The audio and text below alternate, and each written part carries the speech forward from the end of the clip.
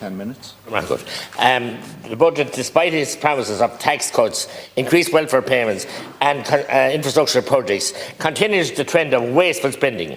The government has been criticised for its runaway costs on projects like the new Children's Hospital, new, it's old at this stage, a hut outside government buildings, 1.4 million, and indeed a bike stand, 336. Additionally, the new 1,000. Now 9 million has been allocated for mobile phone pouches for school children, a decision that has raised eyebrows and another example of the reckless nature of this government spending. It's just simply outrageous. For a nation that once struggled to balance the books after the Celtic Tigers collapse, the fiscal largesse feels surreal and reckless. The current budget, reminiscent of the boom and bust spending of the Celtic Tiger era, is seen as a squandered opportunity.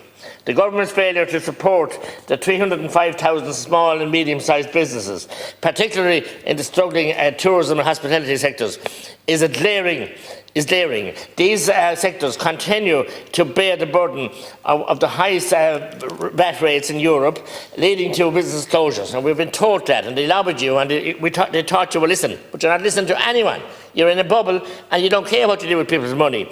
They also have the highest energy costs in Europe. How come? And they also have the minimum wage increase and the so-called pension scheme that we're looking forward to auto-enrolment. More expense down on the people to try and do all the bookwork and paperwork. Finance Minister Jack Chambers has touted the budget's 10.5 billion in tax and spending measures as a saviour for households and businesses. However, the reality is that the actual new spending across 2024-25 will amount to 18 billion, with multi-year commitments inflating the total to 33 billion. Just imagine the trick of the loop job he's doing here. This is spending spree is unprecedented and it's underpinned by volatile corporation tax receipts, creating a mirage of surplus. Without these windfalls, Ireland's actually surplus 23.7 billion surplus would evaporate into a 6.3 billion. And that could happen any day, especially in these times so volatile in the Middle East and elsewhere. So we have to be very, very careful. Anna Cormac, our FOD Minister of State, it's unbelievable how reckless it is. The fiscal house of cards is vulnerable to the next global economic downturn. While the budget includes some positive measures, such as reductions in the Universal Social Charge, USC, which I might tell you that Fianna Fáil and Fine Gael promised in the last two election manifestos to get rid of it, abolish it, not taking them a euro off it. And if you had abolished it, you might put some money back in hard-pressed low-income earners and ordinary working people, but you don't care about those. You care about the fat cats and the big business and the conglomerates. As I said, tax credits and increased social welfare payments.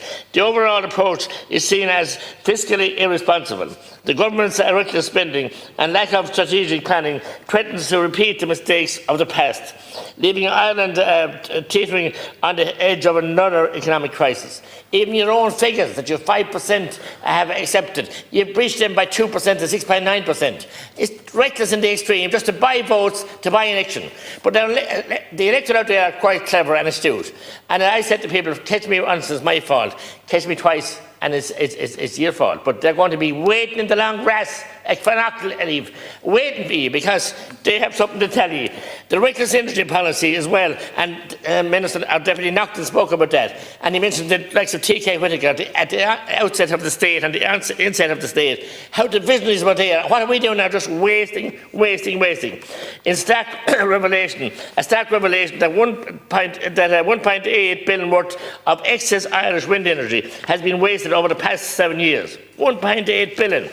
This alarming figure, presented to the Department of Finance by Energy Cloud, a not-for-profit energy waste company, not one of the NGOs, underscores a significant strategic failure by your government.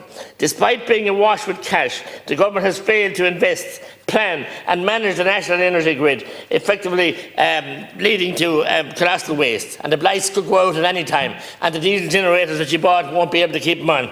The inability of the Ireland's electric system to accommodate the surplus wind energy has resulted in hundreds of millions of euro worth of potential electricity being wasted annually. and you talk about the Greens then and cut back your costs and save energy. This is shocking, especially for the Greens. Cahill, you're one of the minister in government. What are you doing? The tail is wagging the dog in many areas, but the dog doesn't seem, you don't even seem to rub the dog in this case. It's abject waste. It's shocking. The energy paid for through capacity contracts with the state represents a missed opportunity for sustainable energy utilisation. The volume of wasted energy has surged from 276 gigawatts hours in 2017, valued to 92 million, to Waitford, 1.124 gigawatt hours in 2023, worth 375 million. In the name of God and His Holy Mother, our Blessed Mother, I say, what is going on?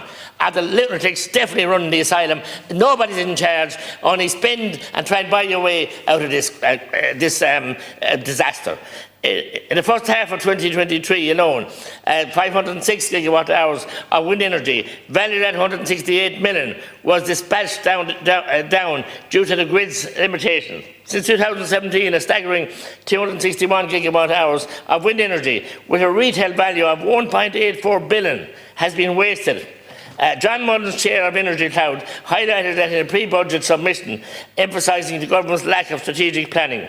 The waste not only represents a failure of energy policy, but contributes to the higher energy costs of the ordinary households who are struggling. I plead with you. Like you were meant to make a change in government and encourage everyone to go green and go everywhere else. And I know that the chairman told me he got rid of his cargo bike. He probably upgraded it, but you got rid of your bike that you were going to give me a drive on up Moniaha in the bog. Health. Nina Sian, we had the scoliosis again today. Look, and the chief will stand up, he's doing his best. You're not doing your best, because the minions in government aren't carrying out the money you get, special money for it, went missing. Also, mental health is an abysmal failure. Throwing money at a problem, but lack of joined up thinking and lack of spaces. Look what's going on in UHL. As I said, you have agencies in like Tusla. On September 19th, the Controller and Auditor General, Mr. Seamus McCarthy, told the Public Accounts Committee that the compliance in procurement of non-compliance of goods and services amounted to 4.8 million. 4.8 million of non-compliance in procurement by Tusla. What do you do in the budget? Give them a healthy increase in their funding, in spite of the fact that they're not running the women's refuges anymore. This is an NGO that's totally out of control, devastating families, and seem to be immune to prosecution. Immune to prosecution. That's 4.8 million. I want you to be careful with your language in terms of talking about prosecution unless charges have been proffered. Oh, they can rob the state, so on, doesn't it? We can rob the state, and it's not breaking any law. And similarly, that comment about robbing the state, that's something that you should consider withdrawing. It is daylight robbery. It's an open charge. I have no interest in withdrawing it because it's blatant. Within the budget. It's blatant, thank you. It's blatant. And they went, as I said, Tusla, overpayment. And then, again, they said their own public accounts, in case you tell me this is something that, at their own annual report, they have an overspend of 1.25 million on wages. So is that not daylight robbery? What is that? In their own public accounts, they have the audacity. I ask you to be careful about your I'm being unencumbered, McGrath, but this is the problem with government. You're too careful. You're not with the ordinary people. You crucify them and persecute them. But with big agencies like this are milking the taxpayer and are doing untold harm to families. And I want that on the record, please, because I've maintained that. OPW then, seems to be licensed to do what they like. I had great respect for the OPW over the years. They have many good projects and many good staff. But the cases I gave you there, the bike shed and the hut, and God knows how many more that we don't know about. God knows how many more. I remember one time Taoiseach Brian Cowan being in my company and Dr. Martin Mansor, Minister of State at the time, having a bowl of soup and a sandwich in Clonmel, when the Minister of State told both of us that they were going to put an apiary in the chimney of government buildings onto the helipad and escape her. An apiary. Poor Taoiseach Cowan nearly choked on his soup and sandwich. It didn't happen, thank God, because the cat, we found out about it before it happened. God knows what it cost to be fairly stinging a price, I'd say, pardon the pun. OPW are tasked now with a massive contract. I sat down with them about Clonmel, about the modular cabins, 82 in all, going in there for Ukrainians, we're told, even though the chief was telling me the Ukrainians are returning more now than what's here. I was told at that meeting 200,000 to 220,000. Now I find it's a staggering 420,000. For God's sake, for cabins that could be made, I'd say, for 80,000. They're not houses. You'll buy a house anyway with that kind of money. And the waste goes on. And OPW are in charge here. Of course, they have one of the biggest companies, construction companies in the world, in Ireland. They got the contract for all these 10 sites all over the country. I don't know, was it even tendered? I won't name the company, but everyone knows who they are. And it starts with an S, it finishes with a K. And they've done some good work in the past, to be fair to them, in the motorways, with Roadbridge, a Limerick company. So listen, it's about the time I realised that my colleagues are coming in. Thank you.